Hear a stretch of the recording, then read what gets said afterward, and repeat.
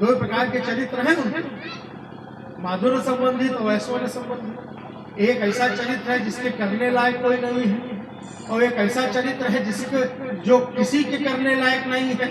अब माखन चोरी लीला अगर करे लगो उनके देख के, कहना कल से हम भी माखन चुरावेंगे, तो चौराहे में इतनी पड़ी है कि गिनती भूल जाओगे। नहीं कर सकते हैं, क्यों? क्योंकि माधुर्य संबंधित है। और दूसरा ऐश्वर्य संबंधित है।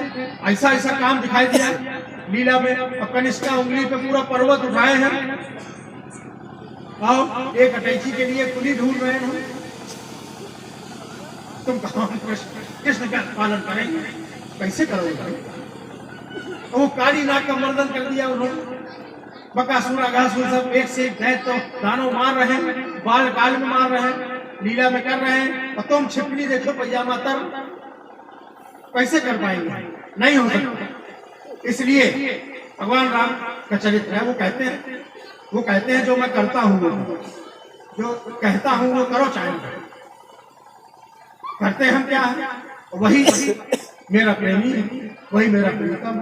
सोई सेवक प्रियतम मम सोई, मम अनुशासन माने जोई। मेरा अनुशासन जो मानता है, शासन नहीं।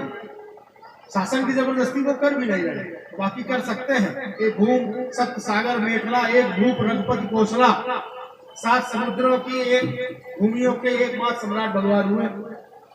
हाँ, एक जगह कहीं यार बड़ी भारी गप लिखी है आपके यहाँ महाराज जी से हमारे, तो महाराज जी ने कहा गप तो है।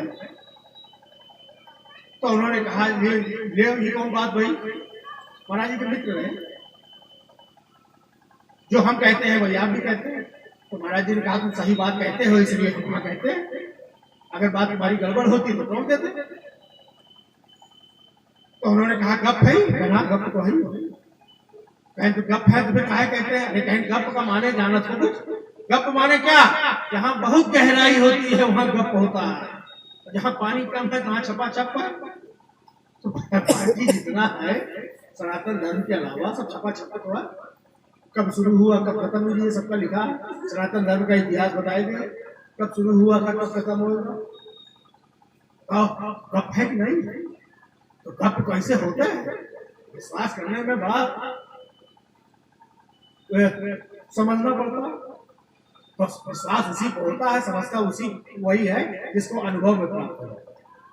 उसके लिए गप है, उसके लिए गप माने उतरने वाला सिद्धांत।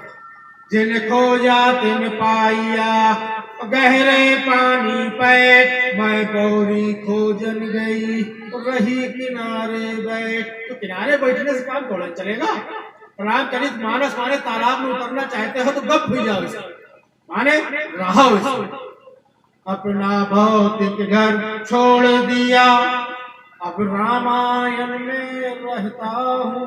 महाराज जी हमारे कहते हैं कि अपना भौतिक घर छोड़ दिया, अब रामायण मेरा घर है। रामायण माने राम धनायन, राम का घर ही तो रामायण है, और साक्षात राम है रामायण। रामचरित मानस क्या? बालकांड प्रभु चरण, भगवान का जो चरण है। दास जी ने सांग रूपक लिखा रामचरित मानस। बालकांड प्रभु चरण, अयोध्या कटि मन मोह है। भगवान का चरण बालकांड, कटि कमल अयोध्या कांड। बालकांड प्रभु चरण, अयोध्या कटि मन मोह है। उधर बने वारण, उधर पेट भगवान का अरण कांड है। उधर बने वारण, हृदय किष्किंधा सो है। भगवान का हृदय किष्किंधा कांड है। बालकांड प्रभु चरण, अयोध्या कटि मन मोह है। उधर बने वारण, हृदय किष्किंधा सो है। सुंदर ग्रीव, सुंदर कांड भगवान की गर्दन है। सुंदर ग्रीव मुखार बिंद लंका कही जाए। मुखार बिंद लंका कांड है। रावणा दिए सकल निशाचर जहां समाये। सब भगवान के मुंह में गए कि नहीं? तो लंका कांड है। उत्तर मस्तक नाभा दास भन, रामायण रघुवीर तन। रामायण जो है, रामचरित मानस जो है, वो रघुवीर तन है।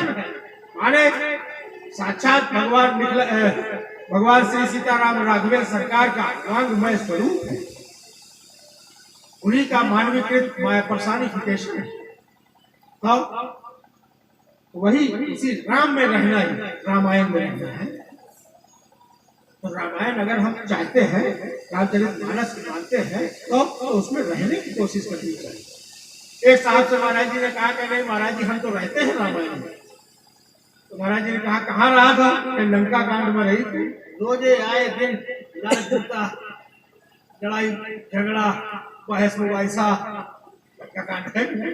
तो चलो ठीक है, कहूँ तो बात है, लेकिन रहना पड़ेगा और रहेंगे तभी उसकी गहराई का अनुमान हो पाएगा। अब किनारे बैठ जाओ या घर के बाहर रहो तो एक्सटीरियर डेकोरेशन का आप वर्णन कर सकते हैं, अंदर काली मिर्च कहाँ रखी थोड़े मालूम चलिए तो वो तो तभी मालूम चलेगा जब घर के अंदर जाओ। अच्छा, घर के अंदर जाओगे और साथ में घर के मालिक से संबंध होगा तब।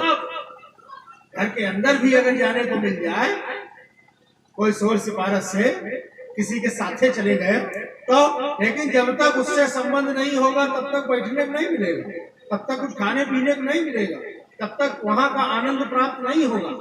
साथ में गए तो साधन बाहर के दिए, इसलिए रहा माने रहना आवश्यक है।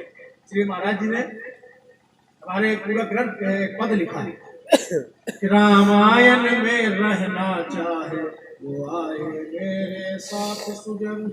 बड़ा विचित्र पद है, समय ज्यादा बचा नहीं है, इसी पद का हम गान कर दें क्योंकि बात को विश्राम भी देना है। रामचरितमानस से संबंधित अब इन्होंने लिखवा दिया कि रामचरितमानस सिद्धांत सार प्रवचन, तब दो तीन चार दिन का समय होगा तो कोई बात शुरू करते हैं उसको कहते, और चलते चलते और बिल्कुल हवाई में कोई न बात कही जा सकती है न समझी जा सकती है, लेकिन परमानंद प्राप्त किया जा सकता है। वो उसके लिए बहुत घंटा और 2 घंटा 4 घंटा की जरूरत नहीं। बात समझ में आ जाए, जरा सी बात समझ में आ जाए, जीवन में परिवर्तन आ जाता है, साक्षात्कार मूवमेंट आ जाता है। वही साक्षात्कार मूवमेंट आ जाए, इसलिए उनके संबंध में खास होना समझाया जाता है। और बाकी तो उनके संबंध में और भगवान के संबंध में, गोस्वामी जी के संबंध में, रामचरितमानस के संबंध में कहना सुनना समझना समझाना तो हीन उपमा है। जिमिकोटि सत खद्योत सम रवि कहत अति लघुताला है। जैसे 100 करोड़ जुगनू बराबर कहो एक सूरज, ऐसे सब उपमा वगैरह दी जाती है संतों महात्माओं के द्वारा, सब लोगों के द्वारा, कवियों के द्वारा, लेखकों के द्वारा, रचयिताओं के द्वारा। लेकिन उनमें जो रमण करता है, उनमें जो निवास करता है, उसकी परमानंदानुभूति का जो भाव है वो उसके जीवन में उनके नाम रूप लीलाधाम के साथ प्रकट हो जाता है। इसलिए वही सबके जीवन में भाव प्रकट हो, इसलिए इस प्रकार की प्रार्थना का भाव जीवन में रहना चाहिए। ला भाई